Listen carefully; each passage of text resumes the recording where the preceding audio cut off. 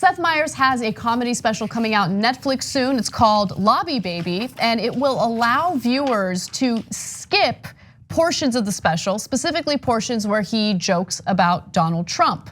So there will be a segment in which Meyers shifts from jokes about his personal life to punchlines about President Trump. Meyers told CNN Business that he asked Netflix to create a button for viewers to opt out of watching that segment in the same way Netflix users can bypass the introduction credits with the skip intro button at the top of some of its programs. So he says that, this isn't meant to be serious. He's doing this as a joke. I don't know if I'm buying that. I think he's really doing this so people don't get offended by Trump jokes. Because as much as the right wants to say that, these leftists, they want to police comedy, they're too sensitive, they're snowflakes. Let's be honest, everyone's a snowflake. Everyone gets super sensitive about their preferred political candidate. And so yeah, I think this is just a way of, in my opinion, I don't know, I could be wrong. This is his way of kind of like catering to some on the right.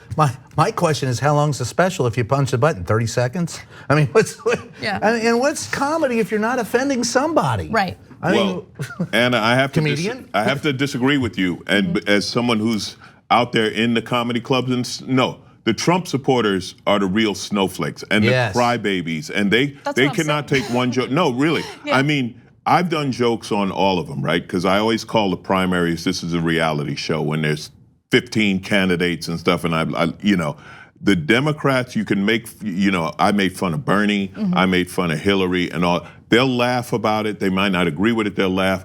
Trump people get angry when you make fun of Trump. There'll be a few that like, yeah, I don't agree with you, but it's funny, but they get angry. And they don't go to comedy shows. See, this is the other thing. These people are too angry to laugh. They don't go to comedy shows. Now what Seth Meyers is doing here, and I saw Michelle Wolf a couple of weeks ago. I was in New York and we were talking about it, and I'm in the same boat. We're tired of doing Trump jokes because there's nothing new. Like what did we just watch? He argued with himself in the same statement, or he made this ridiculous, this wall is impenetrable. Oh, they can cut through anything. So from a comedian's point of view, you get tired of doing it because it's like the same thing. Yeah, it's low-hanging fruit, it's easy. Now in his show, Seth Meyers has to do this, right? He has to cover it in the news.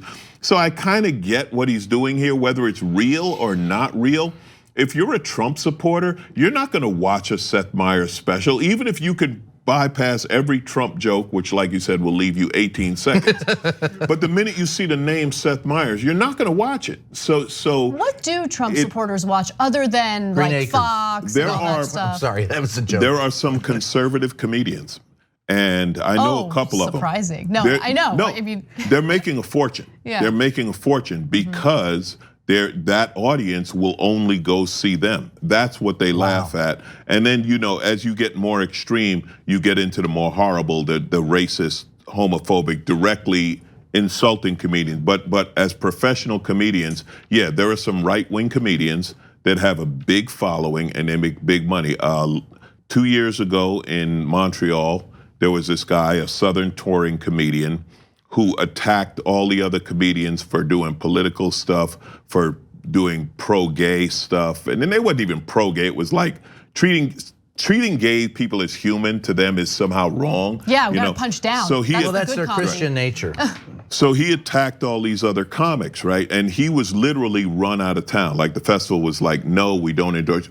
Well, to his followers, that is great. Now, look, he was in a foreign country attacked by liberal comics.